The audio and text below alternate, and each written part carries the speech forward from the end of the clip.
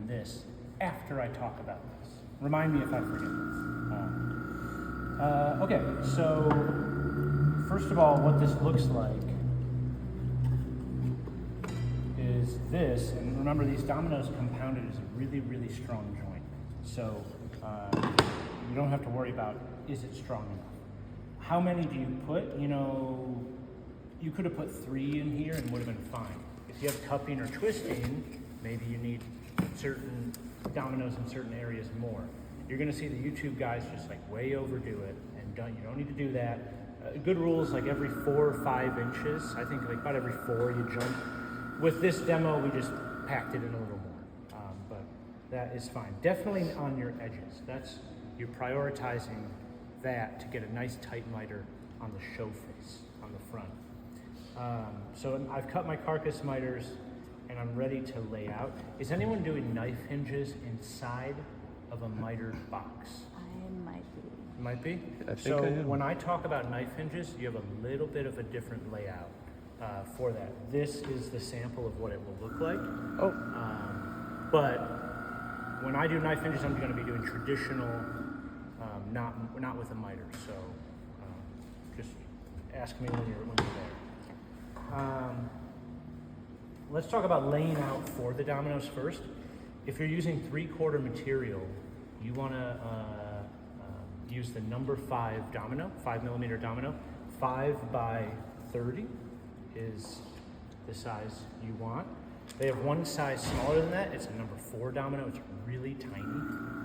So you have to be conscious of the thickness of your material. If you want to go thinner than 3/4, you can use the number 4 domino. There's just a little bit of different thinking going on because when we're joining our miters here, we are plunging the tool perpendicular to the mitered face. So that means bring this fence down at about 45 degrees and I'm sending it in right here. So I don't have a ton of real estate to put the biggest,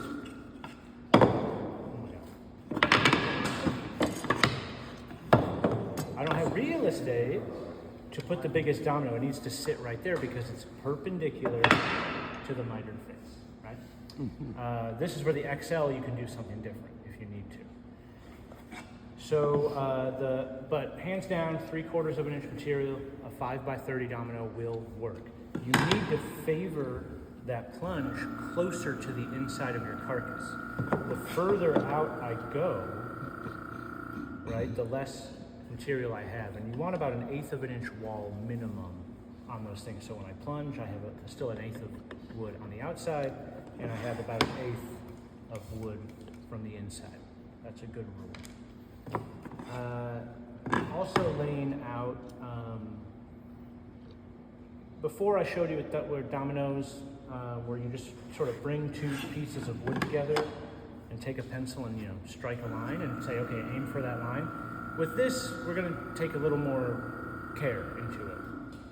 And so what I'm going to do is set my square to a desired length, and wherever my pencil line is the center of my domino. So it's going a little to the left, a little to the right of that. And if I set my square right there, which is about 3/4 from the show face, I'll make a tick mark right there. And then I'm going to go to that same front show face and put a tick mark right there. And then on the top and bottom, right? So both sides of my show faces all around, I'm leaving this setting on there. And I'll get a really nice, clean pencil line. I then can go to the back of my case and do the same thing, but I've already cut my rabbet. And so I'm going on the inside of my rabbet. If you haven't cut your rabbet yet, you need to account for it, right? I'm assuming you are all gonna have something like that. So the point of this is to just note, do I have anything else in my case? Like why would I not be able to plunge a domino in this area or here or there for other joinery? What I like to do if I didn't run this rabbet yet is I strike a pencil line and I write rabbet. So I know that I would actually need to step this out 3/4 plus 5/8, right? Then I can go to the edge again, strike on all sides from the back. And then the ones in the middle, as many as your heart desire. I'll set my square there, strike a line, go to the other side, strike a line, come here, strike, right? So you guys see the pattern there, right? So you just want that sameness, and then you move on from that layout. So that's how you lay it out. Let's talk about setting the machine up. You want to make sure you have your number 5 bit in there. It's already in there from yesterday. And these are 30 millimeters long, so we're plunging 15 millimeters into each direction. So over here, I can set my step to 15, lock it in, and now it's projecting 15 millimeters. Then I want to set the my fence to 45 degrees, and remember these are on detents, that's where it is locking at certain angles. And so I'm going to make sure I'm on 45, and I'm going to lock that down. I'm not going to trust it's at 45, there's a way to check. And flip it over, and take 2 squares I trust, bring them here, and mate them, right? And so that is not 45. It's not. I see a gap at the bottom. See that? So we need to pop this Allen key off and readjust it till you, and that's re-establishing the detent lock. So I need to bring this around somehow, you know, I could put this in a vise or something and have this floating so I can set this in here, set it to my 45 and go for it. I'm not gonna do that right now because it's gonna take too long. But check your fences. Some dominoes are good, some dominoes are not, okay? And actually Nick, we went through this demo and Nick plunged his dominoes and then they all like didn't meet up. And he's like, I didn't check the detent. Easy fix when you misplunge dominoes or have a misalignment. You fill, you have a tight setting here or whatever, and put a little glue on there, let it dry, cut it, use your chisel to make it clean again, and you can replunge right exactly, or a 1/16 over or 1/2 inch over from there. Easy to fix. So you thought it was the end of the world, and it was not. So then he checked it, and they were clean because he did the miter thing, and he's like, I blue taped it. It came together. I don't know what's going on. So yeah. So that's at 45. We like it. We have a number 5 bit, 15 millimeter plunge. We're locked in at 45 degrees. Now I need to set, there's a lock here, the height of the fence. And as a reminder, there is, point to this flat right here on the face, here and here, I'll just draw on it, there and there, represents the middle of your plunge, no matter the bit you're using. So I can look at the side of the machine and say, about where is this plunging into my material? So I can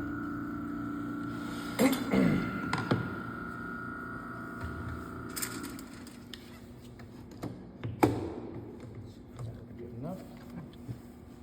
So if I set this here, I have the fence all the way up, and I set my fence on there, well, I'm like way below. I'm not even hitting my material, right? I'm just beyond. So I need to bring that fence way down, and I'll just bottom it out right there, see what happens. And I can see, if you guys want to take a look on either side, the tip of that terminus there is going to tell me where I'm plunging. So I know I'm, about 1/8 of an inch away, a little heavy because it's the center of that bit. The top part of the bottom? Right. Yeah, that, that top flat right there that's just exposed. That's what I'm looking at. So that's gonna get me close. I'm gonna recommend that when you guys cut your miters, remember that piece I clamped down and made sure my miter was clean? Keep that. You can test plunge into that. It's the same thickness as your piece, and you know you're not gonna go, if you don't go through that, you're not gonna go through your real carcass. So always save those test pieces until the very end of any project. It's good practice. So that looks good. Let's see. And you're pretty much, as a rule of thumb, from my experience, I'm bottoming out that fence as much as I can. So I'm about there. And then I'm sighting through that line with the hole in it. That's my center. That's the center of my plunge. It's a reminder right there. And that's why I only have pencil marks on the inside face of my carcass. That's what I'm looking at. And I can go right down there, turn it on, and easy in, easy out. I go down the line. The last thing to note is tight or medium setting, right? You can make those mortises wider. Here's best practice.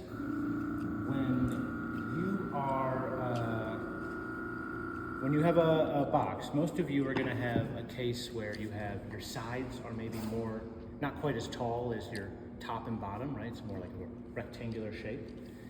The more narrow sides, the sides that aren't as tall, do all tight in there on both sides. So tight on this mitered face, tight domino setting on that mitered face. On the, whatever the mating side to that is, you're gonna go tight in the front of your case, and that acts as an index, and then you go medium everywhere else. Because if you're off by a hair of your pencil line, the threshold on the tight setting is really tight, and you won't send it home. You're not losing strength by opening this up a little bit. The index is here so that when you send it in with wet glue, it's not wanting to swim all over the place. It's one spot that you just send it in, and the other ones just have room to kind of go over, just like that, right? So then you,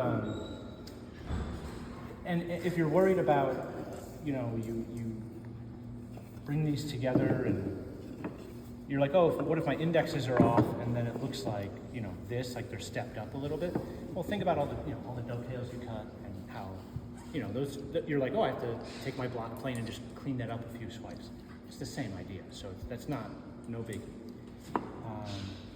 Yeah, so tight, I would be doing tight on this one, on all of them, and then I would do tight in the front, medium in the back, tight in the front, medium to the back, okay?